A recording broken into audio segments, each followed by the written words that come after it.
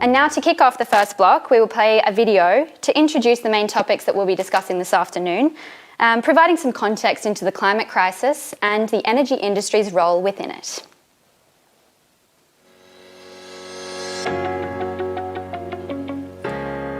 Global average temperatures have increased by more than 1 degree Celsius since pre-industrial times. Since the 1950s, a particularly clear upward trend can be observed, and the last 5 years have been the 5 hottest years on record.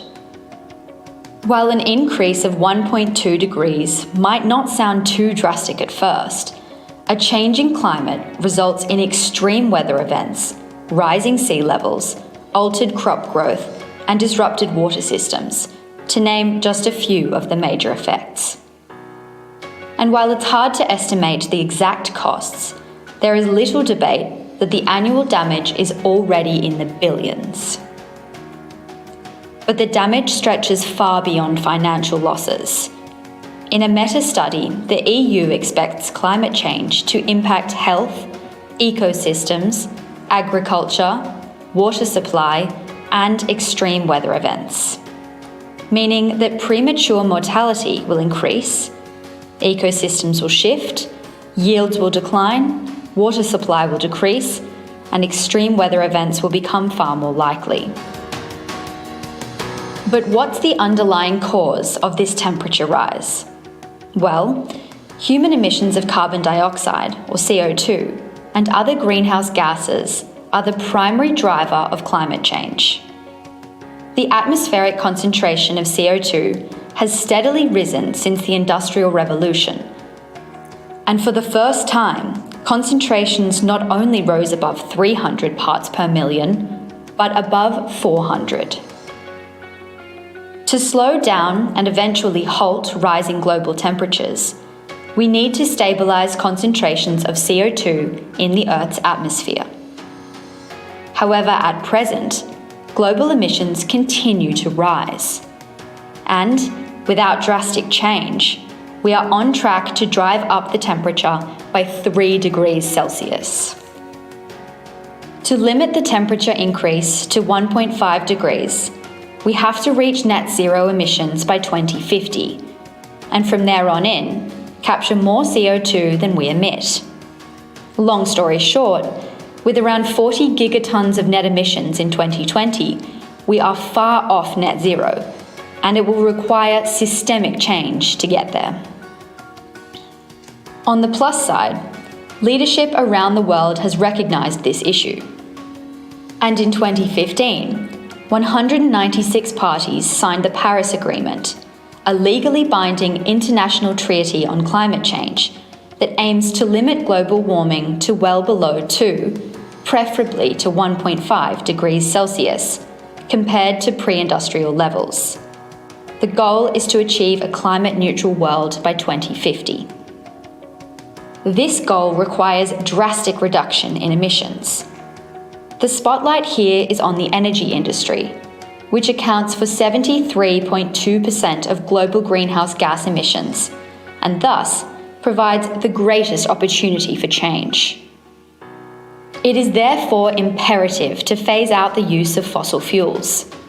This will require government policies to subsidize and incentivize green energy, technological innovation to deal with the uncertain nature of renewable energy sources, and a shift towards a society that is ready to adopt new technologies and adapt its consumption behaviour. 2 characteristics of renewable energy will be particularly challenging. The first is intermittency, as the energy supply from renewable energy sources is not as easy to control. The second is distribution, as renewable power plants are more spread out and call for new methods to locally match electricity demand and supply. Significant progress has already been made in the switch to renewables over the last few years. The share of renewables in electricity production in Europe, for example, has almost doubled, from 19% to 37% in the last 20 years. To meet the 1.5 degree goal, however, this pace will have to increase globally. This need for change poses a range of challenges and questions. What are the necessary levers to accelerate this change? How must the industry evolve and adapt to become more efficient and sustainable? Who are the most important players in the energy transition? And who will play what role in our clean energy future?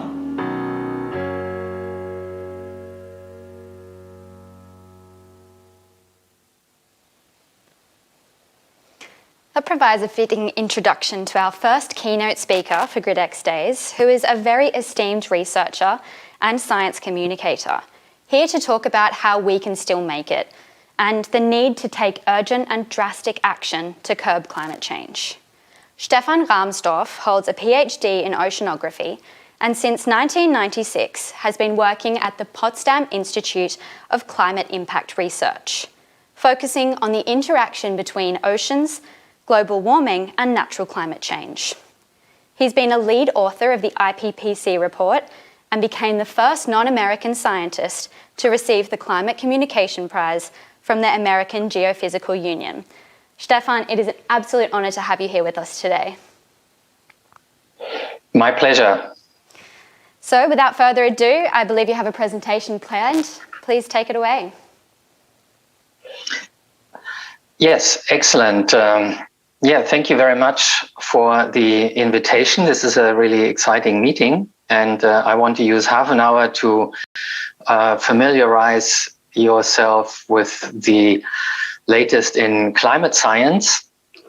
But I will have to start with some of the basics, going back a little bit, namely to Alexander von Humboldt, the famous German explorer who in the year 1843 was one of the first, if not the first, to write that humans are changing the climate, quote, by cutting down forests and by releasing large amounts of steam and gas at the centers of industry. And I think he was ahead of his time there. He probably knew about the greenhouse effect because that was first found in 1824 by Joseph Fourier, but he certainly did not have the kind of detailed understanding that we have now of the energy budget of our planet, which rules the global temperature. And so in yellow, you can see the incoming solar radiation, part of which is reflected. The rest is absorbed. And in orange, you can see the long wave radiation emitted by the surface. And only a very small part of that makes it directly out to space because our atmosphere is full of gases that absorb this heat radiation, the infrared radiation. And so most of it is actually coming back down from the atmosphere. You see that here at the bottom, this one that says 340.3 watts per square meter. And notice that that's actually more than twice as much as the solar radiation absorbed at the Earth's surface. And so the greenhouse effect is, of course, predominantly originally a natural thing, and it is very, very important. It's not a small effect. It is what makes this planet habitable. Otherwise, the Earth would be completely frozen. And so the problem now is that we are changing the strength of this effect. And if you realize how big the effect is, then it is clear that even a small percentage change in the greenhouse effect can have a major impact on global temperature. All these numbers that you see here, they are measured. We have a global radiation measurement network at the surface, and we have satellites at the top of the atmosphere measuring the incoming and outgoing radiation. And the measurements also show the increase in back radiation from the increasing amount of greenhouse gases in the atmosphere, exactly as theory predicts. So there's no question about any of this. This is just a measured fact, and the physics are understood. The problem here is now that we are increasing the strength of that greenhouse effect by adding carbon dioxide to the atmosphere. You can see this accelerating increase in the atmosphere. If you look at the numbers, the year numbers on the right there, how the increase is getting ever faster. And this increase in carbon dioxide content is 100% human caused. In fact, we are pumping more CO2 into the atmosphere than remains there. So the natural Earth system, the forest, the ocean, take part of it out of the atmosphere again. Otherwise, if everything remained there, which we emit from fossil fuels, warming would be much faster still. And this increase makes radiative forcing. So it adds 2 watts of heat per square meter Earth's surface. And that is the reason why it's getting warmer. We're simply adding heat to the system. We're trapping extra heat. And that's basic physics, that the response of that is that it's getting warmer. The fact that it's getting warmer is often now shown in this beautiful depiction with the warming stripes. Yesterday, in fact, was a warming stripes day, or the day before yesterday, I think, where the World Meteorological Organization asked everyone to post on their social media the warming stripes for their country. This is the global one. Every stripe is 1 year global temperature. The more conventional view of these data is shown in this line here.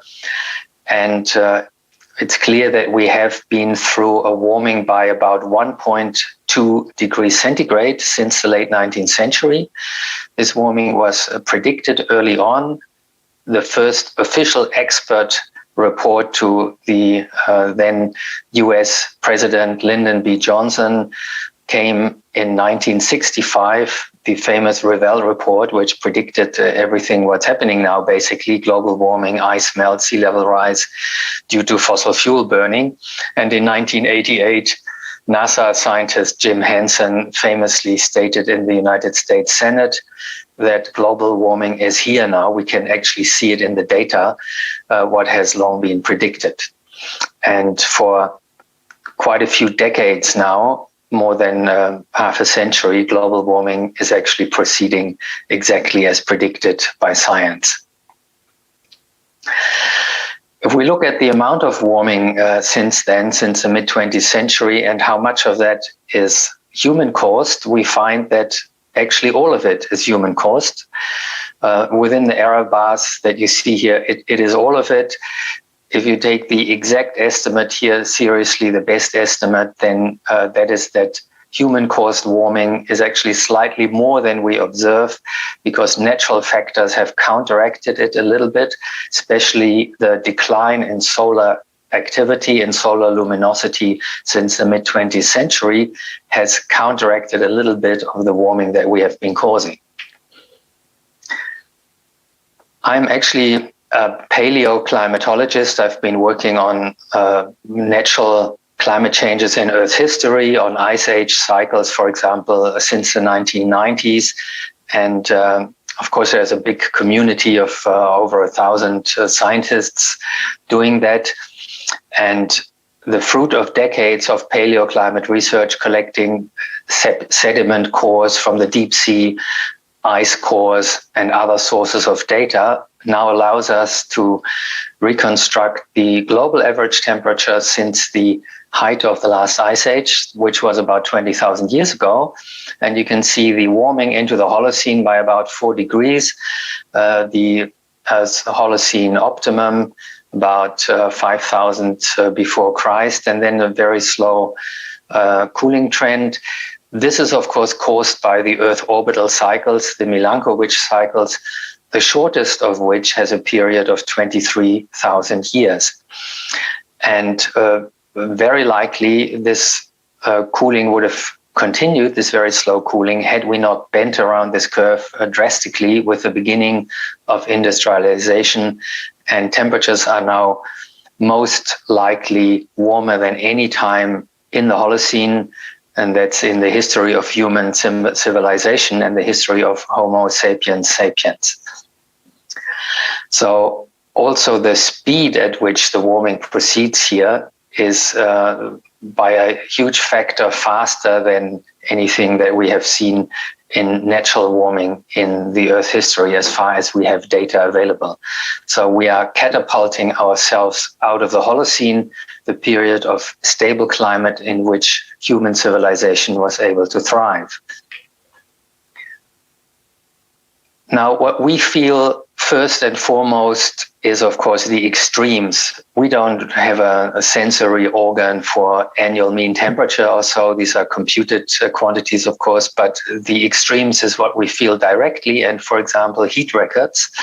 The monthly heat records, like a record like the hottest August on record, have increased 8-fold compared to a stable climate, a stationary climate. So out of 8 such heat records that you find anywhere in the world nowadays, 1 would have just happened by chance, because just by natural fluctuations, you can get a new record every now and then. But 7 have come in addition because of the global warming trend. And heat extremes are by no means harmless. They are silent killers. If you analyze the mortality data, you will find that the European heat wave in 2003 caused 70,000 fatalities at the time. The city of Paris had to put up tents on the city margins for all the coffins, because there was no place in the usual places where the dead people are kept before they are buried. Now, the hottest summers in Europe since the year 1500 AD have been 2018, 2010, 2003, 2016, and 2002. And that already shows you you don't need to hire a statistician to tell you this has nothing to do with a random distribution. That is simply a consequence of that strong warming trend. Likewise, we see an increase in daily rainfall records, or extreme rains in general. This is just an example analysis here for daily rainfall records. They increase because warm air can hold more moisture. Per degree centigrade of warming, that is 7% more moisture, a consequence of a basic equation of physics, the Clausius-Clapeyron equation, which tells you how the saturation vapor pressure depends on temperature. And because that goes up, you can store more moisture when it's warmer and in a saturated air mass, and that's where typically the strong rain is coming out of. And so extreme rainfalls are on the rise as predicted by physics, by climate models, and we now also see it in the observational data. The opposite of too much water is too little water, and we see an increase in drought, which has, first of all, even if the rainfall didn't change, drought in terms of the drying out of the soil moisture would increase simply in a warmer climate because the evaporation rates increase. So you actually need more rain to compensate for that. And on global average, of course, more rain is falling because more is evaporating. But there are very strong regional differences. Some regions are drying out. Typically, the regions that were already dry, it's a kind of first order pattern in the atmosphere, is dry areas are getting drier and wet areas are getting wetter. And if you look in detail, of course, it's more complicated because there's also a strong seasonality in the drought incidence. In Europe, it's mainly the Mediterranean area that is getting drier, although even in Germany, we are suffering from increasing summer dryness. And actually, the forests have been very badly affected by the drought of the past few years. In the Mediterranean, you can see that also Syria is one of the hotspots of the drying here in these observational data. And probably quite a few people know by now that in the years before the uprising in Syria, the country went through the worst drought in its history. And according to sediment data, the worst drought in at least 900 years, which led to 1.5 interior refugees within Syria because farmers had to leave their villages because the harvests failed, etc. And there is a kind of certainly a connection there. I think nobody will claim that it's the only reason for that mass protest and civil unrest that led into the civil war in Syria. But it is one of the factors that can trigger a country in this way, which is actually one thing that when I was part of a German advisory council on global change appointed by the German government for 8 years, we wrote a report about in 2007, a report called Climate Change as a Security Risk. And that found that risk scenario is that a fragile, conflicted state will be basically turning into a failed state if triggered by a so-called natural disaster like a massive drought, harvest failure or so, that then the government is unable to respond properly to, and this leading to the kind of scenario that then some years later developed in Syria and is affecting politics around the world. A very exciting area of new science is the changes in the jet stream related to resonance phenomena in the atmosphere, so-called planetary waves. And in this diagram, you see in the bottom left globe, you see the jet stream circling the northern hemisphere. And the second globe from the left shows kind of normal situation where it has some irregular meandering, and the high pressure and low pressure systems, they are embedded into these planetary waves. And now the third globe is showing a situation where resonance conditions occur with a waveguide developing, which traps these waves and makes them quasi-stationary. So they become very big, they resonate, and they stop in their tracks. And we actually had such resonance conditions in the last few weeks. We have a regular automatic diagnostics tool at our institute running every day. We'll look at the planetary wave analysis and whether the resonance conditions are present. And so the last few weeks, we had such resonance conditions, and we did have big stationary waves leading to hot conditions in the western United States and cold conditions in the eastern United States. And the globe on the right shows a kind of similar situation, but that was in 2018 in July, where we also had a very regular, very strong wave pattern that developed there. And we believe that these resonance conditions are made much more likely because of the disproportionate Arctic warming, and because of the stronger warming on land versus ocean. That creates more favorable conditions for these large waves to develop, which then lead to these very persistent extreme weather events. Another point on extreme weather is the increase in the strength of tropical cyclones. This is an analysis published last year by US hurricane experts showing how the percentage of major hurricane intensity, so categories 3, 4, and 5, has increased over the years since 1980, since we do have reliable satellite data about hurricane activity. And the share of these major hurricanes out of all hurricanes has gone consistently up.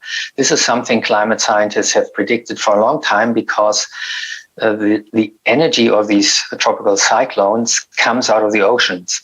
It's the heat stored in the upper ocean that provides the energy source for these cyclones. So the potential intensity, that is the maximum they can reach if they're not disturbed by shear winds or by hitting land, increases with the sea surface temperature.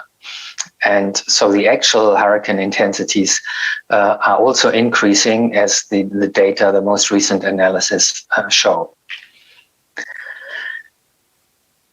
Another logical physical consequence of warming is sea level rise, because the oceans warm up, and if you heat water, it expands. And secondly, continental ice is melting, mountain glaciers, the big ice sheets in Greenland and Antarctica, and that adds more water to the oceans, and the sea level goes up. As a background, it's worth knowing that at the end of the last ice age, I showed you that temperature curve earlier on, sea level rose by 120 meters globally, because 2/3 of the glacial ice masses were lost due to that warming by about 4 degrees. Now, that means we have about 1/3 left, and that means we have about 65 meters worth of sea level rise still locked into ice on our continents. And that means we cannot even afford to lose a very small percentage of the continental ice sheets without causing catastrophic sea level rise that will lose us coastal cities and entire island nations. Sea level so far, luckily it's slow to rise, so there is a big inertia in the ice melt. And that's why we, despite already having more than 1 degree warming, only have a relatively modest sea level rise of about 20 centimeters in the last 100 years. But with every little bit of further warming, the rate of sea level rise accelerates. You can see here that for a low emission scenario, that is a Paris scenario, stopping warming below 2 degrees, the sea level rises by about 70 centimeters by 2100, and then it slowly starts to slow down and reaches about 1 meter by 2300. But even though in this blue scenario, the warming has been stopped in mid-century below the 2 degree line, sea level basically continues to rise at a constant rate because of that very inert reaction of the ice sheets to temperature. And if we don't do anything, if we keep increasing our emissions and the temperature keeps going up, then of course the rate of rise of sea level will accelerate. And in a few centuries reach 4 meters, according to the IPCC.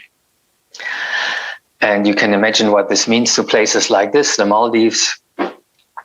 The Maldives are actually building a new island which will be 2 meters higher above sea level and relocate much of their people.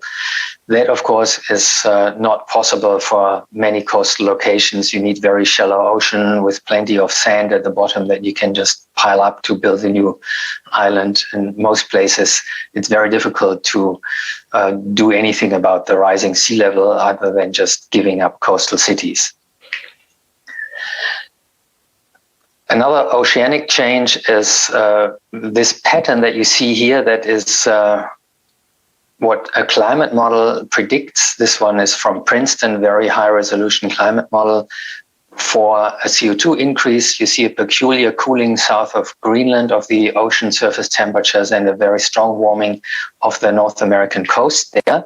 The data show what's seen on the left here. Of course, we only have patchy data from the ocean observations from ships, etc. But this is a trend for the last 120 years that you see there. But you can see that there is this kind of fingerprint pattern in the Northern Atlantic, which we also see in the model simulation that is happening also in the real world. And in the model, we know exactly why. It's a slowdown of the Gulf Stream system, which causes this pattern. So what we argue is that we are seeing a fingerprint pattern of a slowdown of the Gulf Stream system. That's another prediction of climate models come true.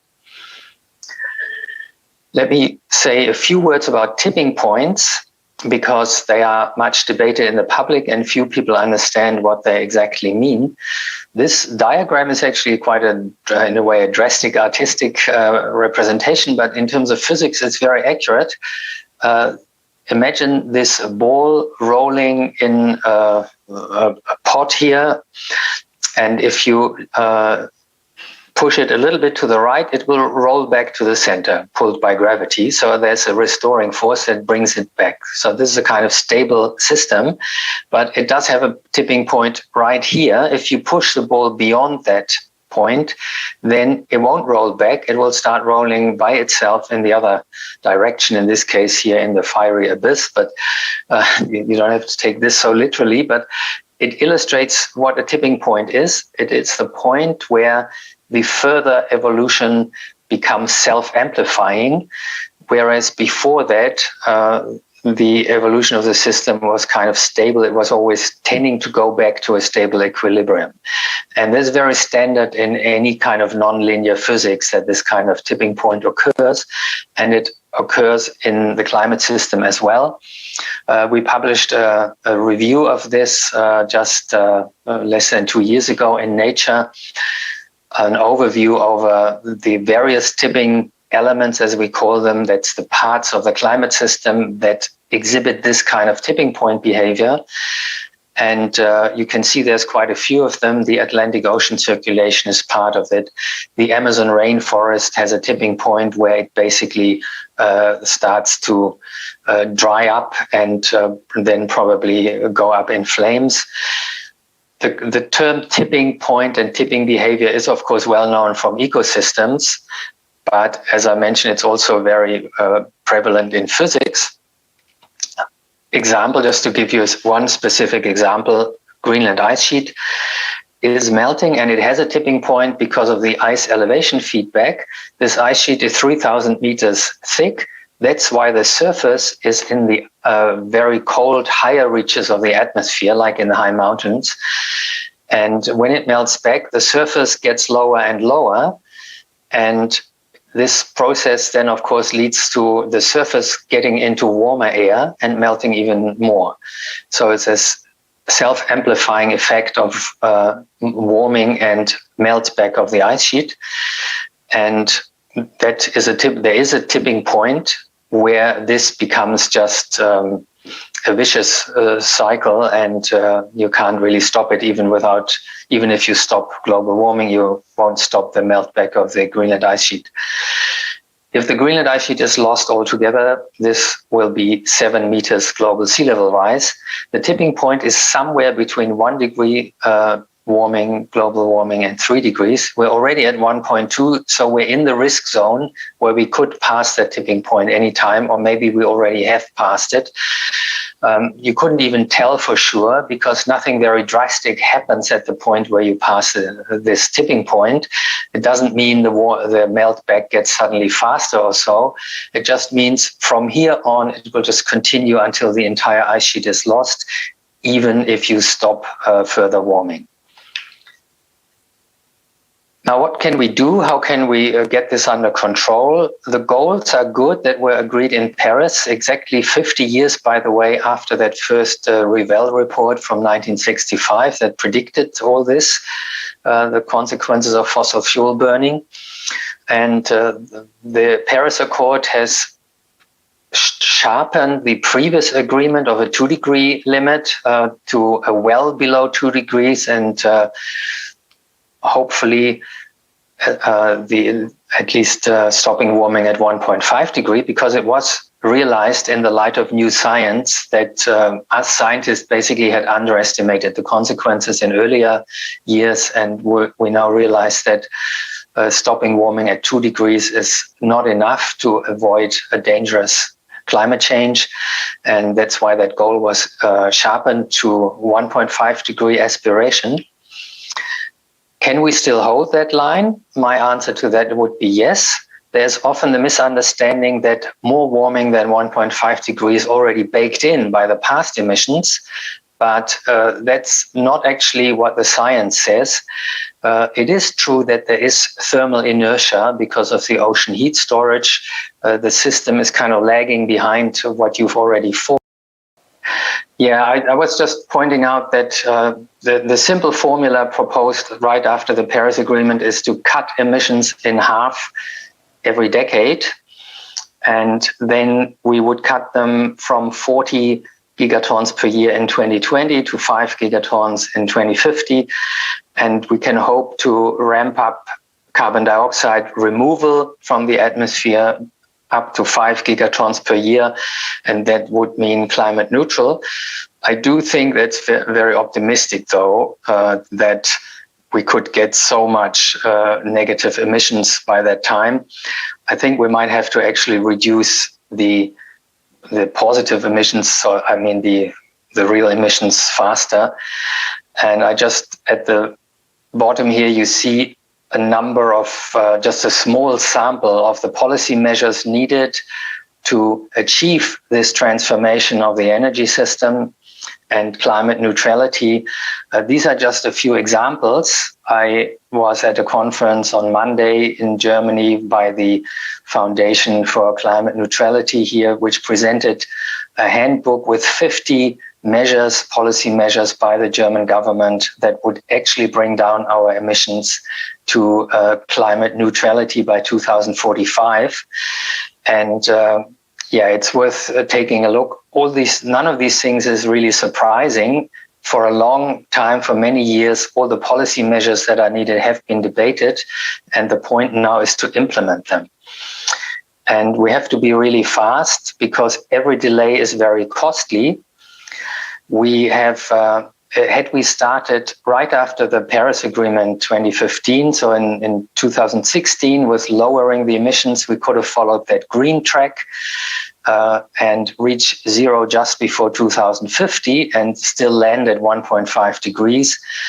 The orange and the red solid lines, they reach the same climate goal because it's the same area under the curve, but they get steeper and steeper because you start later with emissions reductions. And so this is a key point to understand. The cumulative emissions count. And so with every year that we don't lower the emissions, we are eating up our emissions budget and we have to be at zero earlier.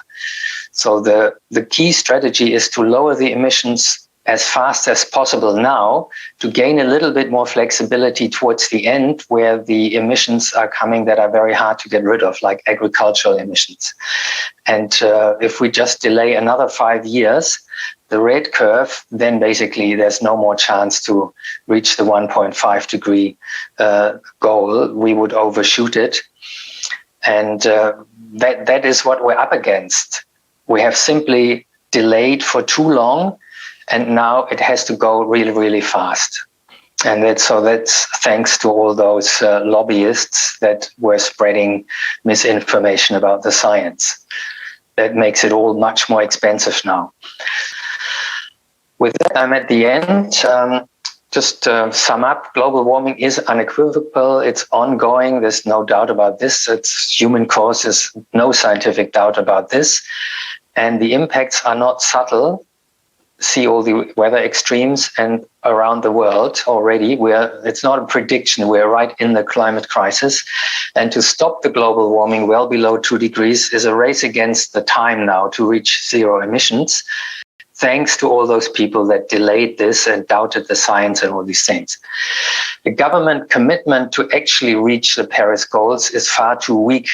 But there is hope now that we're reaching a tipping point, also partly thanks to Fridays for Future, partly thanks to the increasing extreme weather, fires, all these things that people are really starting to notice we need to act now. And every year counts. And with that, I'm looking forward to the discussion. And if you want to read more, I've co-authored these books. And of course, you're very welcome to look at our Real Climate blog or follow me on Twitter or other social media. Thanks very much. Thank you so much, Stefan. We've had some questions from the audience. And the first is, in your view, what is the most effective way to cut emissions? Can you repeat that? I didn't get it. In your view, what is the most effective way to cut emissions? Well, as I mentioned, it's not one way because obviously we have to get out of fossil fuels. So that's clear. But the policy measures needed for that are manifold, depending on which sector, whether you're talking about the transport sector, the building sector, industry, or the energy sector. In the energy sector, it's clear you have to just replace fossil fuels with renewable energies. We can have the nuclear debate, but personally, I don't think that nuclear power can be ramped up fast enough. I think exponential growth is much easier to achieve with mass-producible renewable energies. Germany last year had more than half of its electricity supplied by renewables, and that was just from near zero in less than 20 years. We ramped that up. One key measure, I think, is carbon pricing. It shouldn't be free to pollute the atmosphere with carbon dioxide because it is a hidden subsidy because we are not actually, the polluters are not paying for what the damage they are causing, which amounts to a hidden subsidy, which is huge. The International Monetary Fund estimated that as 6% of global GDP go for this hidden subsidy for fossil fuels. That's crazy. We can't subsidize the stuff that we're trying to get out of. basically it's subsidizing our suicide, to put it very bluntly. Mm-hmm. And speaking of the energy industry, do you think we're on the right track? Or if not, what do you think needs to be done to ensure that we can reduce carbon emissions in the energy industry? Well, I think in one sense we're on the right track, since we've seen a phenomenal growth of renewable energies. We've seen a phenomenal drop in price in renewable energies, but it does actually require government policies to still accelerate this process, even though it has gone much faster than expected. I've become, over the last 20 years, much more optimistic that we can solve this problem because of this tremendous technological progress. But government policy is still very important, because a lot of big infrastructure like electricity grids are involved, and it just needs a plan. You can't just let this develop entirely just by market forces, although you can, of course, utilize those. Another question from the audience. If we continue on the track that we're on, how would you foresee summer in Germany to be in 2050? Well, I think we would get increasing drought problems. We already have them now, and it's easy to imagine how this could get a lot worse. I live in Brandenburg in the east of Germany, where we have hundreds of forest fires every year, and this problem is bound to get more severe. We have seen major forest dieback. I think, of course, we have seen extreme flooding events, the Elbe flooding, the Oder flooding, the Danube flooding. Then we have seen droughts where the Rhine barely carries enough water for shipping or for cooling the power stations that are on the Rhine. We have a lot of problems already now, and this mass mortality with heat waves. There's a picture that I now often show in talks, which shows the mortality in France over the last 50 years every year. And you see the mortality peak due to the 2003 heat wave is much higher than the COVID-19 mortality peak. The total amount of death is larger with COVID-19 because it lasts longer than that heat wave. The pandemic, of course, is not just for 2 weeks, unfortunately, but the total mortality rate was much higher, and this is a big problem. And final question, obviously you're a renowned climate communicator. Where do you experience the most resistance from people, and what do you find is the biggest challenge in climate communication? Well, I think the biggest challenge probably is simply due to well-funded lobby organizations gaslighting all the time. They're putting out these pseudo studies and try to discredit climate scientists. There's hundreds of millions of dollars have been spent in the United States alone on disinformation on climate change. And of course, you have particular media outlets like the Murdoch media, including Fox, or you have Breitbart and things like that, which are simply, from a scientific point of view, systematically spreading disinformation.